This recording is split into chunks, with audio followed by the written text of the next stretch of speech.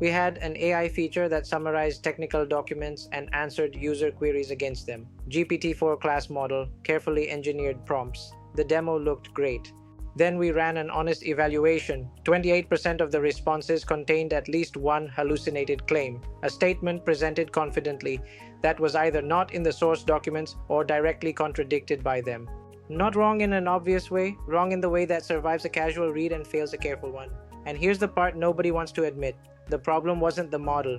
The problem was that we had no systematic way to tell the model or ourselves what wrong looks like. We were eyeballing outputs in a Notion doc and calling it QA. 6 days later, 3 automated guardrails, 200 test cases, hallucination rate down to 3%, running nightly in GitHub Actions. My entire team uses it. Today I'm walking you through every guardrail. The architecture, the exact Python code, the prompt changes that move the needle, and the honest caveats. Let's build it. Before we touch code, the mental model that makes everything else click. Hallucinations are not a model problem, they are a measurement problem. Every LLM benchmark, every we reduced hallucinations claim, they all depend on a systematic way to define and detect what wrong looks like for your specific use case. Without that definition, you're not doing LLM QA, you're doing demo QA, and those are completely different things. The 3 guardrails each measure a different failure mode. Guardrail 1. Faithfulness. Does every claim in the response have a source in the retrieved context? Guardrail 2. Answer relevancy. Is the model actually answering the question asked? Guardrail 3. Contextual precision. Is the retriever pulling the right document chunks in the first place? Each one independently moved the needle. Let's build them. One install command, one config file, one RAG pipeline. That's the foundation everything plugs into. Pip install dpeval langchain OpenAI Anthropic. Break system packages.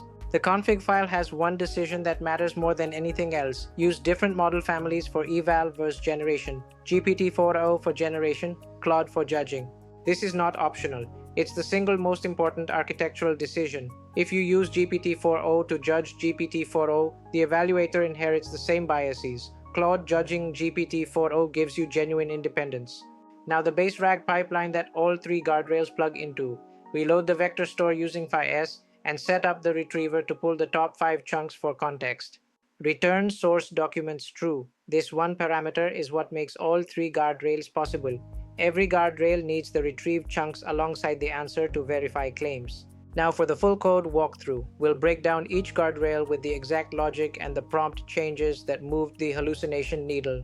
Guardrail 1. Faithfulness. Does every claim have a source? Impact.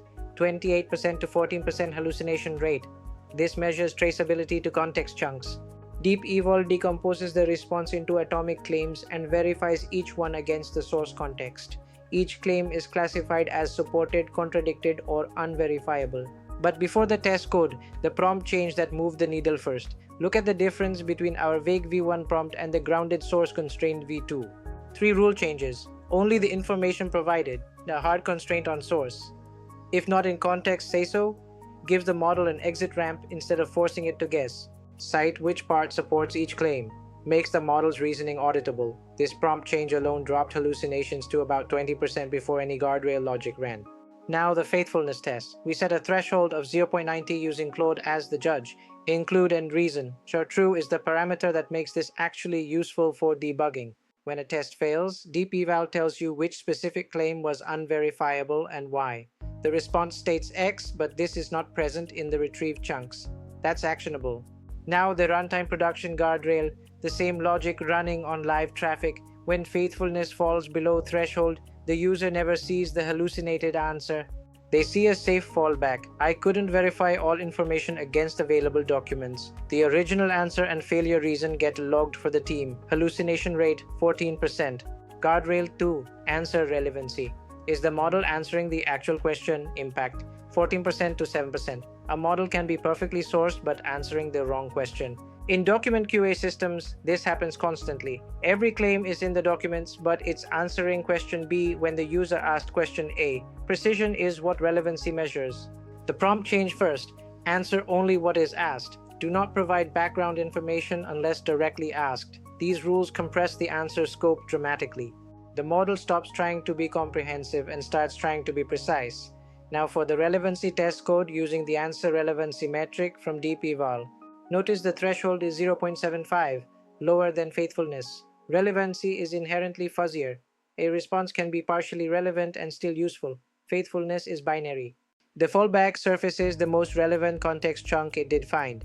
The user gets something useful and a clear prompt to refine their question. Hallucination rate 7%.